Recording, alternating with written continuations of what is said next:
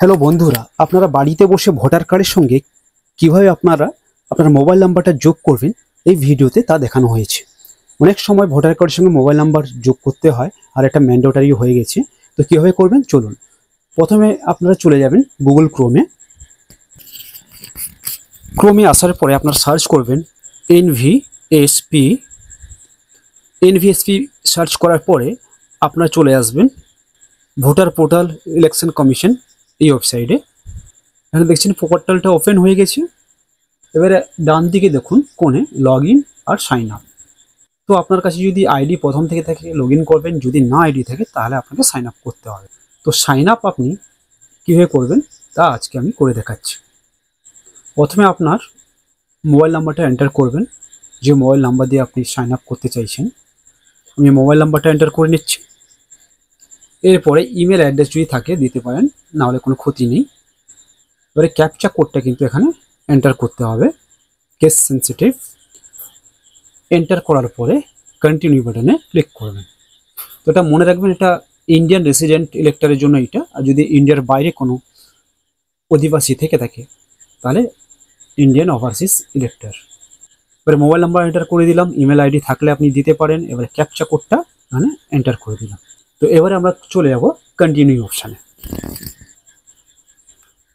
Continue করার সাথে সাথে আপনি যে দেখতে পাবেন, প্রথমে ফার্স্ট নেম এন্টার করতে বলছি, এন্টার করে দিলাম।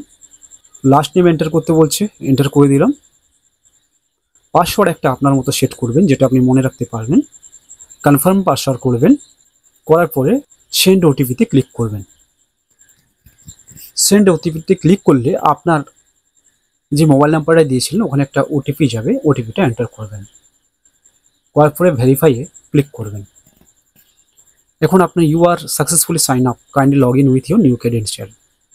এখন আপনি কিন্তু সাইন ইন করতে পারবেন। তো আমি রেজিস্টার মোবাইল নাম্বারটা দিয়ে দেবো, যে নাম্বারটা দিয়ে আমি সাইন আপ করেছিলাম এক্ষুনি। এই মোবাইল নাম্বারটা এন্টার করে নিচ্ছি। পাসওয়ার্ডটা এন্টার করে নেব, ক্যাপচা কোডটা এন্টার করবো, রিকোয়েস্ট ওটিপিতে ক্লিক করব। লগ ইন করতে গেলে আপনার কাছে একটা ওটিপি আসবে রেজিস্টার মোবাইল নাম্বারে। ওটিপিটা এন্টার করার পরে আপনি ভেরিফাই অ্যান্ড লগ ইনে ক্লিক করবেন। এবারে দেখুন আপনার হোম পেজ কিন্তু খুলে যাবে। আপনি যে নামে আপনি রেজিস্টার করেছিলেন সেই নামটা ডান দিকে কিন্তু এখানে শো করবে। আর এর জন্য আপনাকে ফর্ম আইটি প্রথম যেতে হবে মোবাইল নাম্বার অ্যাড করার জন্য। আর এখানে আদার্সে আমি ক্লিক করব। ক্লিক করার পরে এপিক নাম্বারটা দিয়ে দেবো। দেওয়ার পর এখানে একটা ডিটেলস শো করবে, চেক করে নেবেন যে কাস্টমার অ্যাড করতে চাইছে কাস্টমার নামটা ঠিক আছে কিনা, এপিক নাম্বারটা ঠিক আছে কিনা। এবার ওকে করবেন। ওকে করার পরে আপনি কি করতে চাইছেন, তো আমি কি করতে চাইছি,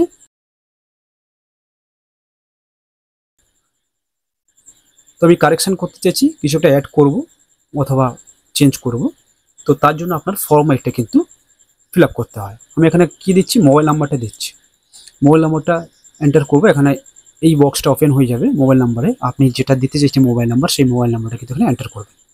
তো ভ্যালিড মোবাইল নাম্বারটা এন্টার করবেন। তো মোবাইল নাম্বার অ্যাড করার সুবিধা হচ্ছে আপনি কিন্তু এপিক কার্ডটা ডাউনলোড করতে পারবেন। তাছাড়া এখন বিভিন্ন ডকুমেন্টসের সঙ্গে মোবাইল নাম্বারটা কিন্তু এন্টার করতে হচ্ছে। অবশ্যই এটা কাজে লাগে, আপনারা নিশ্চয়ই জানেন। তো মোবাইল নাম্বারটা আমি এন্টার করে নিচ্ছি, যে মোবাইল নাম্বারটা আমাকে আপডেট করতে হবে কাস্টমারের নাম্বারে, কাস্টমারের এপিক কার্ডের সঙ্গে। তো এন্টার করার পরে দেখুন নেক্সটে ক্লিক করবেন। কোন জায়গা থেকে আপনি করছেন জায়গার অ্যাড্রেসটা দিয়ে দেবেন, শুধু নামটা দিলে হবে, ডিস্ট্রিক্টের নেমও দিলে হবে অথবা আপনার গ্রামের নামও দিলে হবে, কোনো সমস্যা নেই। কত তারিখে অ্যাপ্লাই করি সেখানে বাঁ দিকে শো করছে ডেটেড, এখানে ফ্লেসটা শুধু দিয়ে দেবো আমি। এবারে এন্টার করার পরে আমি চলে গেলাম নেক্সটে। এখানে আবার কিন্তু আপনাকে ক্যাপচা কোডটা এন্টার করতে হবে। অনেক সময় হয়ে গেলে ক্যাপচাটা আপনি রিসেট করে নেবেন। এবার ক্যাপচা কোডটা এন্টার করবেন। এবার সেন্ড ওটিপিতে ক্লিক করবেন। আপনার এই নতুন মোবাইল নাম্বারে একটা ওটিপি যাবে, ওটিপিটা কিন্তু এখানে আপনাকে এন্টার করতে হবে।